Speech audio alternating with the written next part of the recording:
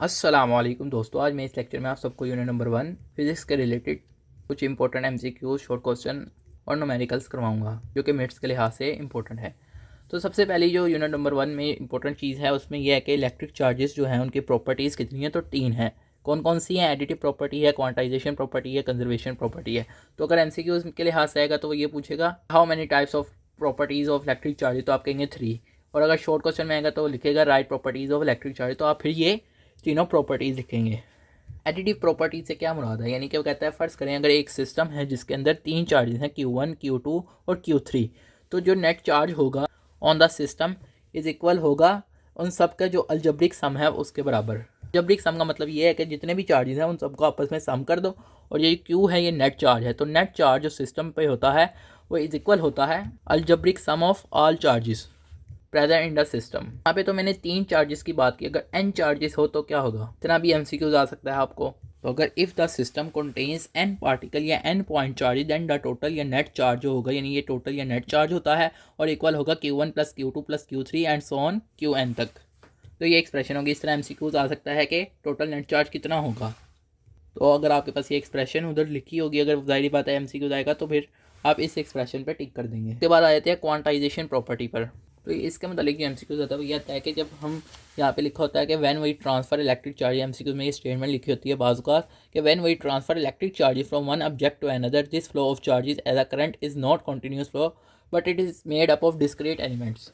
Statement को समझ लेते हैं कि ये स्टेटमेंट से क्या मुराद है। अब ये देखें, सबसे पहले ये देखें यहाँ पे, अब जो है यहाँ पे ये चार्जेस हैं यानी कि इलेक्ट्रिकल चार्जेस हैं, अब ये मूव नहीं कर रहे हैं, लेकिन जैसे ही मीन्स के फ़र्ज़ कर लें ये कोई इलेक्ट्रिकल इंस्ट्रूमेंट है, जैसे मैंने ई लिखते हैं, फ़र्ज़ कर लें कोई मोबाइल है, अब वो चार्ज तभी होगा जब आप उसका बटन ऑन करेंगे, और जब आप बटन ऑन करेंगे तो ये इलेक्ट्रॉन्स हैं इन पर फोर्स लगेगी, और जब फोर्स लगेगी तो ये इलेक्ट्रॉन जो हैं ये ट्रांसफ़र होने लग जाएंगे, यानी कि इलेक्ट्रिकल चार्जेस जो हैं वो ट्रांसफ़र होने लग जाएंगे। जैसे ही आप बटन बंद करेंगे तो आप देखेंगे कि आपका मोबाइल जो है वो भी चार्ज होना बंद हो जाएगा, यानी कि इलेक्ट्रॉन फ्लो जो है वो भी रुक जाएगा, यानी कि इलेक्ट्रॉन फ्लो जो है वो कंटिन्यूस नहीं होता। तो यहाँ पे भी यही किया जा रहा है, यानी कि when we transfer electric charges from one object to another, तो ये जो चार्जेस का फ्लो होता है वो कहता है करंट होता है, मगर ये कॉन्टीन्यूस फ्लो नहीं होता, बल्कि ये मेड अप ऑफ होता है डिस्क्रीट एलिमेंट्स। तो ये पूछा जाता है कि ये कौन सी प्रॉपर्टी है चार्जेस की, तो आप कहेंगे कि ये क्वांटाइजेशन प्रॉपर्टी है। और ये भी पूछा जा सकता है क्वांटाइजेशन प्रॉपर्टी में जो एलिमेंट्स होते हैं वो डिस्क्रीट होते हैं या फिक्स्ड होते हैं, तो आप कहेंगे डिस्क्रीट होते हैं, और डिस्क्रीट का मतलब होता है बिखरे हुए। इसी तरह इसकी एक और प्रॉपर्टी है कंजर्वेशन प्रॉपर्टी, यानी कंजर्वेशन ऑफ चार्जेस। इसका मतलब है कि चार्जेस जो हैं वो सिस्टम के अंदर कंजर्व रहते हैं, यानी ना उनकी तादाद ज़्यादा होती है ना कम होती है। अगर चार्जेस की तादाद ना कम हो ना ज़्यादा हो तो हम कहेंगे ये कंजर्वेशन प्रॉपर्टी है इलेक्ट्रिक चार्जेस की। उसके बाद आगे मूव करते हैं। अब ये एक और इंपॉर्टेंट एमसीक्यूज है कि प्रोटॉन्स और जो न्यूट्रॉन्स होते हैं वो मेड अप ऑफ 3 क्वार्क, यानी वो 3 क्वार्क से बनते हैं। तो पूछा जाता है कि प्रोटॉन्स जो हैं वो कितने क्वार्क से बनते हैं, तो ये कहेंगे 3। इसी तरह अगर न्यूट्रॉन्स का पूछा जाए तो वो भी 3, दोनों 3 क्वार्क से बनते हैं। अगर हम क्वार्क को देखें बेसिकली 2 किस्म के ही होते हैं, वैसे तो 6 होते हैं, लेकिन होते वैसे अगर हम ऑब्जर्व करें तो वो 2 ही होते हैं सिर्फ, एक अप क्वार्क और एक डाउन क्वार्क। अप क्वार्क होता है उसकी जो फ्रैक्शनल पार्ट होता है वो होता है 2/3, इसी तरह जो डाउन क्वार्क होता है उसका फ्रैक्शनल पार्ट होता है -1/3। तो ये जानना आपके लिए ज़रूरी। अब बाज़ का ये एमसीक्यू इस तरह भी आया था कि प्रोटॉन जो हैं वो कितने अप और कितने डाउन क्वार्क से बनते हैं, तो आप कहेंगे 2 अप और 1 डाउन क्वार्क। कैसे, ये देखें, 2 अप क्वार्क का मतलब कि 2/3 को 2 दफ़ा लिखो, 2/3 + 2/3, और 1 डाउन क्वार्क है तो -1/3। तो अब जब हम इन सबको करेंगे, यानी इन सबका सम करेंगे, तो फाइनल आंसर हमारे पास 1 आएगा, और 1 का मतलब होता है प्रोटॉन्स। प्रोटॉन्स का जो फ्रैक्शनल पार्ट होता है वो 1 होता है। इसी तरह अगर न्यूट्रॉन्स के बारे में पूछा है तो न्यूट्रॉन्स का ऑपोजिट है। यहाँ पे देखें 2 अप थे, यहाँ पे क्या 2 डाउन है, यहाँ पे 1 डाउन था, यहाँ पे 1 अप क्वार्क है।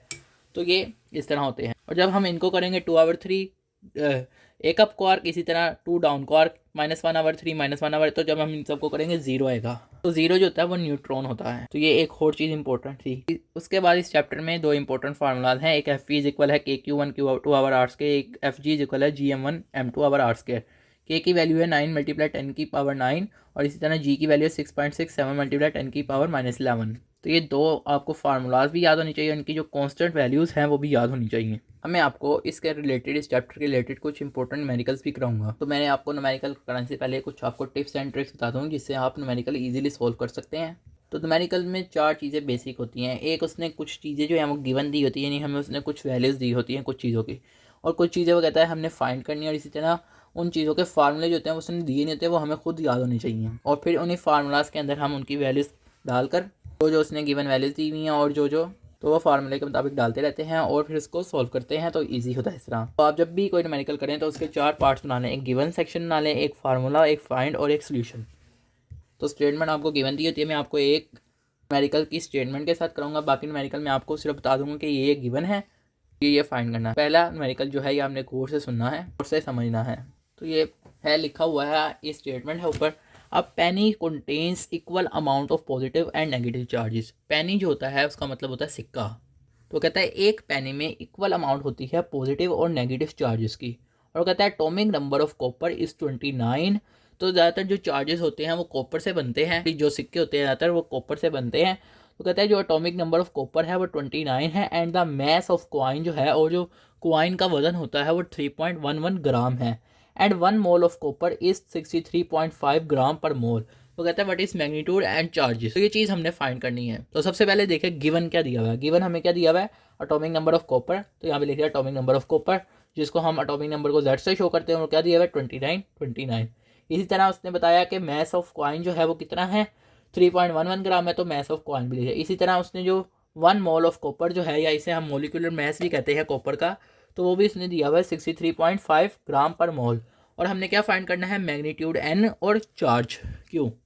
तो इस तरह देखेंगे दो हिस्सों में डिवाइड हो गए। अब हम आगे इसको इम्प्लीमेंट करेंगे। इसके इसमें फार्मूलाज देखेंगे क्या क्या फार्मूला है। अब N जो है उसका फार्मूला है NaM और आवर M। अब Na जो है ये एवोगैड्रो नंबर होते हैं, जो कि आपने केमिस्ट्री में पढ़े होंगे, और इनकी जो वैल्यू होती है वो 6.02 मल्टीप्लाई 10⁻23 10 की पावर 23 मीन्स के इसकी। और इसी तरह M भी उसने गिवन दिया हुआ है और ये M भी उसने गिवन दिया हुआ है। इसी तरह हमने चार्जेस निकालने हैं, तो चार्जेस Q इक्वल है NE और N हमें पता नहीं है, लेकिन N का जो फार्मूला है वो NZ है, मीन्स के N जो है वो मैग्नीट्यूड और Z इसका एटॉमिक नंबर। तो अगर हम N की जगह NZ पुट करेंगे यहाँ पर, तो Q का जो फार्मूला होगा वो NZE होगा। अब ये देखें N इज इक्वल है Avogadro number into mass over molecular mass.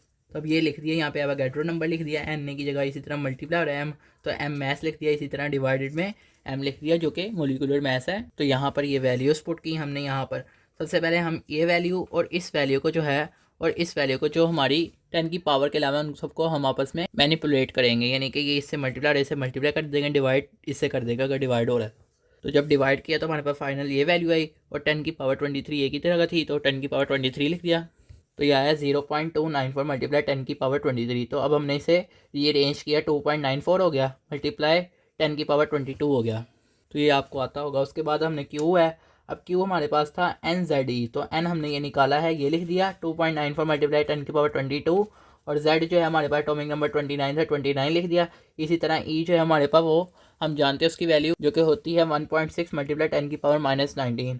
तो अब हमने इसको इसको और इसको वापस में मल्टीप्लाई किया जो कि 10 की पावर के अलावा है, तो ये हमारा आंसर आया। और इसके बाद इसको और इसको किया तो 10 की पावर 3 आया, 22 माइनस 19 किया तो 3 आता है। तो फिर अब हमने इसको रीअरेंज किया और ये लिख दिया 1.37 मल्टीप्लाई 10 की पावर 5 कूलम।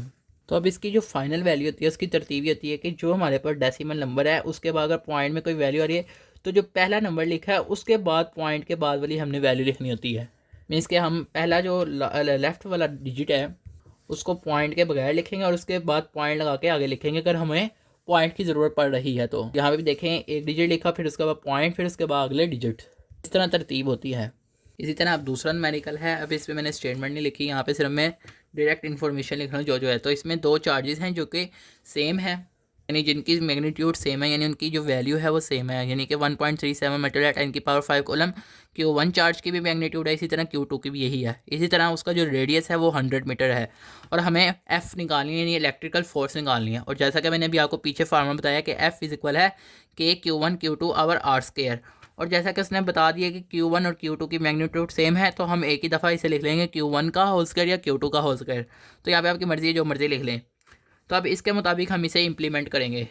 तो F इज इक्वल है K का जो वैल्यू है वो मैंने बताई थी आपको 9 मल्टीप्लाई 10 की पावर 9, और Q1 जो है, सॉरी यहाँ पे मैं कर रहा हूँ, इसके मुताबिक K की वैल्यू आ गई। Q1 जो है वो 1.37 मल्टीप्लाई 10 की पावर 5 है, तो उसका स्केयर है तो स्केयर लिख दिया, डिवाइड R की जगह 100 है तो 100 का स्केयर।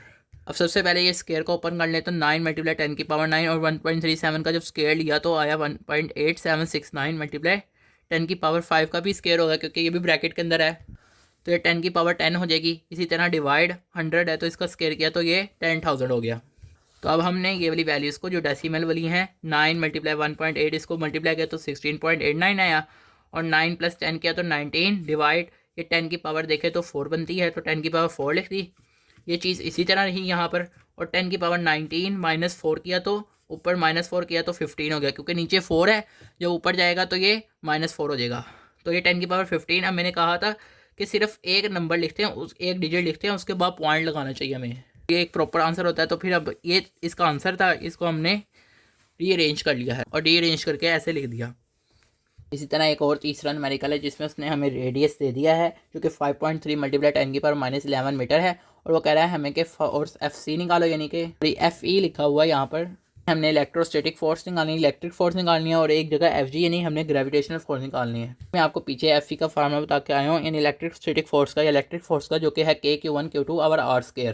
तो उसने हमें स्टेटमेंट में बताया हुआ है, जो कि मैंने नहीं लिखी हुई, तो ये बताया कि Q1 और Q2 जो चार्जेस हैं वो इज इक्वल हैं फंडामेंटल चार्ज के, यानी E के। इसे हम फंडामेंटल चार्ज भी कहते हैं। तो Q1 की जगह भी ये लिख लिया, Q2 की जगह भी ये लिख लिया, तो ये दोनों मल्टीप्लाई हैं KE² और R²। इसी तरह FG जो है वो हम पढ़ के आए हैं पीछे, G M1 M2 और R² है। तो अब देखें, अब M1 भी उसने बताया हुआ कि मैस ऑफ प्रोटॉन है। मैस ऑफ प्रोटॉन जो होता है वो 1.67 मल्टीप्लाई 10 की पावर -27 किलोग्राम होता है। इसी तरह उसने M2 जो है वो बताया कि वो मैस ऑफ चार्ज है, तो जो कि वो होता है 9.1 मल्टीप्लाई 10 की पावर -31 किलोग्राम। तो हमारी अब ग्रेविटेशनल फोर्स का फार्मूला थोड़ा चेंज हो जाएगा, FG = G MC MP और R²। जैसा कि FC का फार्मूला है KE² R², तो FC = K की जगह आ गया 9 मल्टीप्लाई 10 की पावर 9, E की जगह आ गया 1.67 मल्टीप्लाई 10 की पावर -19, जिसका स्क्वायर है तो स्क्वायर लिख दिया। इसी तरह डिवाइड R जो है हमने पीछे भी पढ़ के आए हैं, जो उसने बताया 5.3 मल्टीप्लाई 10 की पावर -11, तो उसका R जो है स्क्वायर है तो स्क्वायर। तो इसी तरह इन सबको सॉल्व किया तो हमारा फाइनल आंसर FC आ गया। इसी तरह FG जो है वो = G MC MP और R² है। तो इस तरह हमने लिखा है FG को भी। तो G की वैल्यू मैंने अभी आपको पीछे बता के, जो कि 6.67 मल्टीप्लाई 10 की पावर -11 है। इसी तरह MC भी बता दिया, जो कि मैस ऑफ चार्ज है, वो भी लिख दिया यहाँ पर। इसी तरह मैस ऑफ प्रोटॉन यहाँ पे लिख दिया। डिवाइड R² है, जो कि 5.3 मल्टीप्लाई 10 की पावर -11 है, तो स्क्वायर में लिख दिया। इस तरह इसको सोल्व किया तो हमारे पास फाइनल आंसर ही आया। तो आप देख सकते हैं बीच में किस तरह करना है, मैंने अभी आपको पीछे बताया भी है। इसी तरह एक 4 न्यूमेरिकल है, एक और, यानी कि लास्ट न्यूमेरिकल है इस चैप्टर का, जो कि इंपॉर्टेंट है। तो इसमें हमें गिवन दिया हुआ है रेडियस, जो कि 4 मल्टीप्लाई 10 की पावर -15 है। इसी तरह Q1 और Q2 उसने बता दिया कि वो E के बराबर है, नहीं फंडामेंटल चार्ज के, जो कि हम जानते हैं 1.6 मल्टीप्लाई 10 की पावर -19 कूलम होता है। इस तरह हमने फाइंड F करना है, यानी इलेक्ट्रोस्टैटिक फोर्स निकालनी है। तो हम इसका फार्मूला जानते हैं, फिजिकल K/Q1 Q2 और R² होता है। Q1 भी E है और Q2 भी E है, तो हमने E लिख दिया, E² हो जाएगा और R² हो जाएगा। तो K की वैल्यू लिखी यहाँ पर 9 मल्टीप्लाई 10 की पावर 9, E जो है 1.6 मल्टीप्लाई 10 की पावर -19 है, तो इसका स्क्वायर है तो स्क्वायर लिखा। इसी तरह डिवाइड R जो है वो हमारे पास 4 मल्टीप्लाई 10 की पावर -15 है, तो उसका स्क्वायर लिखा, और इन सबको हमने मैनिपुलेट किया और हमारे पास फाइनल आंसर आया F = 14.4 न्यूटन, जो कि अप्रोक्सीमेटली इक्वल है 14 न्यूटन के। उम्मीद है कि आपको ये लेक्चर समझ आया होगा और ये आपके लिए इंशाल्लाह हेल्पफुल होगा। आप सब दोस्तों का लेक्चर सुनने का शुक्रिया।